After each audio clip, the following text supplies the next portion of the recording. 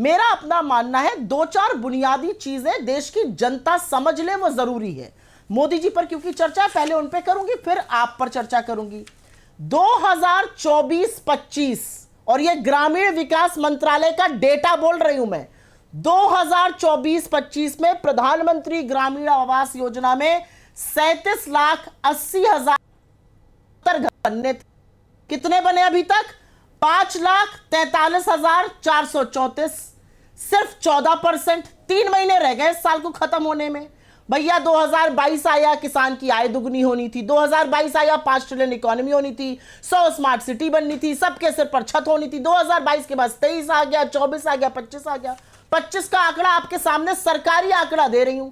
14% घर क्यों बने हैं आपको पता है? क्योंकि सबसे ज्यादा घूसखोरी और सबसे ज्यादा भ्रष्टाचार इस योजना में है। लोग बिना पैसा दिए घर देते नहीं है। और तमाम इसके वाक्य आपको याद होगा, बंगाल चुनाव में एक औरत की फोटो छाप दी गई थी पेपर के पहले पृष्ठ पर, और उसको कहा गया था उसको सिर पे छत मिल गई है। उसके पास लोग पहुंचे, उसने कहा भैया मैं तो बंगाल आई हुई बिहार की मजदूर हूं, मैं किराए की झोपड़ी में रहती हूं। यह तो इनकी असलियत है। अब आपकी बात कर लेते, क्योंकि आपकी चर्चा करनी भी जरूरी है।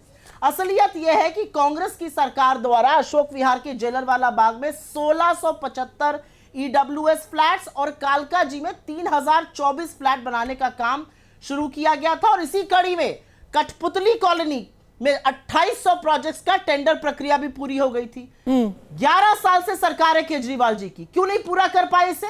असलियत यह है कि केजरीवाल जी ने पहले मुख्यमंत्री आवास योजना, और मैं बात करती हूं नरेला की, बवाना की, घेवरा की, 45,000 फ्लैट गरीबों के बेहतर जीवन के लिए बनाने का काम हुआ था, बनवाए गए थे। पहले उसको डिले किया अरविंद केजरीवाल ने मुख्यमंत्री आवास योजना का नाम बदलने के चक्कर में। फिर भाजपा की सरकार ने अलॉटमेंट पे रोक लगा दी और अभी भी गरीबों को चाबी नहीं मिली। तो ये जो जुगलबंदी चल रही है ना, ये बहुत दिन चलेगी नहीं। और इसलिए नहीं चलेगी क्योंकि एक को मां गंगा ने बुलाया था, गंगा का हाल है सब देख रहे हैं। एक को मां जमुना ने बुलाया था, जमुना का क्या हाल है सब देख रहे हैं। जब दिल्ली की बात आती है तो आपस में लड़ भिड़ जाओ, बात ही खत्म कर दो। पर आपके हिसाब से अभी दिल्ली के लिए आपदा कौन है? 20 सिगरेट, आम आदमी पार्टी या भाजपा? क्योंकि एक आपको चुनना पड़ेगा ना, क्योंकि आपका नंबर 1 एनिमी कौन है? दिल्ली की जनता उकता चुकी है। दिल्ली की जनता उकता चुकी है दोनों लोगों से। दोनों लोग आपदा हैं। पर आपके जो नेता हैं दिल्ली में, की जनता को ठगा, एक ने दिल्ली की कानून व्यवस्था को ऐसा बना दिया। आपके जो नेता हैं दिल्ली में वो तो सीधे सीधे कह रहे हैं कि आम आदमी पार्टी बड़ी आपदा है, इसीलिए बार बार आम आदमी पार्टी आपको बीजेपी की बी टीम बोलती है। अजय माकन ने 2023 में क्या ट्वीट करके कहा था? उन्होंने कहा था कि सीएजी यानी कि कंट्रोलर ऑडिटर जनरल अभी इन्वेस्टिगेट कर रहा है कि कैसे 171 करोड़ पब्लिक फंड्स शीश महल के ऊपर खर्च हुए हैं, और ये तो सिर्फ टिप ऑफ द आइसबर्ग है, इससे भी ज्यादा खर्चा हुआ है। बीजेपी सिर्फ 45 करोड़ कह रही है खर्चा हुआ है शीश महल के ऊपर। आपके पार्टी के नेता कह रहे हैं कि 171 करोड़ रुपए खर्च किए गए हैं शीश महल में। उनको लग रहा है कि इनको पहले हटाने की जरूरत है। आम आदमी पार्टी है आपदा, आपके पार्टी के दिल्ली के नेता कह रहे हैं। देखिए किसको क्या लग रहा है, नहीं किसको क्या लग रहा है वो बात की बात है। हम इस बात से पूरी तरह सहमत है कि दोनों अपने में आपदा हैं। अगर आपने इस जनता को ठगा है ये कहकर कि हम सब बदल देंगे और इस दिल्ली के नवजात शिशु को 20 सिगरेट दिन की पूरी पड़ रही है, उनकी गलती है। अगर दिल्ली में दिन दहाड़े बम चल रहा है, हत्या हो रही है, औरतों का साथ दुष्कर्म हो रहा है, यह बीजेपी की गलती है। अगर घरों का आवंटन नहीं हो रहा, दोनों की मिली भगत है। मैं पूछना चाहती हूं, यहां पर जो लोग आए हुए हैं, यहां पर जो लोग बैठकर ज्ञान दे रहे हैं, कौन बताएगा? आज तो बड़ी सारी बातें हो सकती हैं। अमेरिका से डेटा आ रहा है, $50,000 के गिफ्ट ट्रंप फैमिली को मोदी जी ने दिए। क्यों दिए भाई? गीता देते, रामायण देते। अभी तो बात दिल्ली के चुनाव की हो रही है। अभी तो बात दिल्ली के चुनाव की हो रही है। आप जिल बाइडेन को इस बीच में नहीं लाते, उसका दिल्ली चुनाव से क्या लेना देना है? नहीं लाएंगे। मैं बताऊं क्या लेना देना है। ये देश का पैसा है, कोई आरएसएस ने चेक नहीं काटा है, कोई भाजपा के कोषाध्यक्ष ने वो हीरा नहीं दिया है। ये देश की जनता का टैक्स पेयर का पैसा है। तो क्यों नहीं इस पर बोला जाएगा? जिल बाइडेन को लाना जरूरी है इसमें?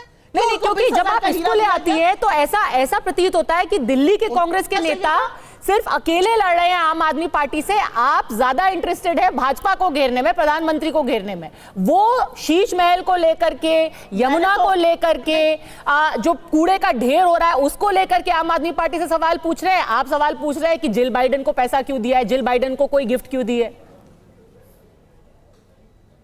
नहीं, फिर आपने, पता नहीं, मुझे नहीं लगता आपने मेरी आगे की बातें सुनी कि नहीं सुनी। मैंने अपने वक्तव्य की शुरुआत ये फोटो दिखाकर करी थी।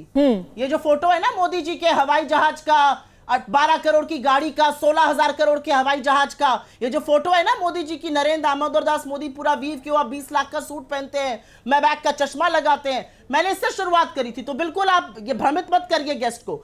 जितने जिम्मेदार नरेंद्र मोदी इस देश को बर्बाद करने में, उतने जिम्मेदार अरविंद केजरीवाल दिल्ली की जनता की बर्बादी। ठीक है, तो दोनों से पूछ लेते हैं। कोई भी संदेह नहीं। जिम्मेदारी आपकी भी है प्रेम शुक्ला। किसने फ्लैट बनाया, किसने बेचा? ठीक है, जितने में आप अपना घर बना रहे थे, प्रधानमंत्री निवास बना रहे थे, उतने में थोड़े और फ्लैट बना देते, कुछ 20-25 हजार फ्लैट्स बन जाते दिल्ली के अंदर। आपको प्रधानमंत्री निवास पे नहीं खर्च करना चाहिए था। क्या बना है? नहीं, प्रधानमंत्री निवास पे नया क्या खर्च हुआ है, मेरी समझ से परे है, क्या बताया जा रहा है। और जहां तक बात है दिल्ली के कानून एवं व्यवस्था की, 2004 से 14 में जो है दिल्ली कानून की व्यवस्था क्या थी? दिल्ली हाईकोर्ट पे बम फटता था, आए दिन जो है गोलियां चलती थी, आए दिन आतंकी हमले होते थे। आतंकी हमले तो कानून एवं व्यवस्था के लिए बहुत अच्छे थे, क्योंकि इस्लामी आतंकवादी कहते थे, और इस्लामी आतंकवादी करते थे तो कोई बात ही नहीं। इस्लामी आतंकवादियों को हमले करने चाहिए, कांग्रेस को सूट करते हैं।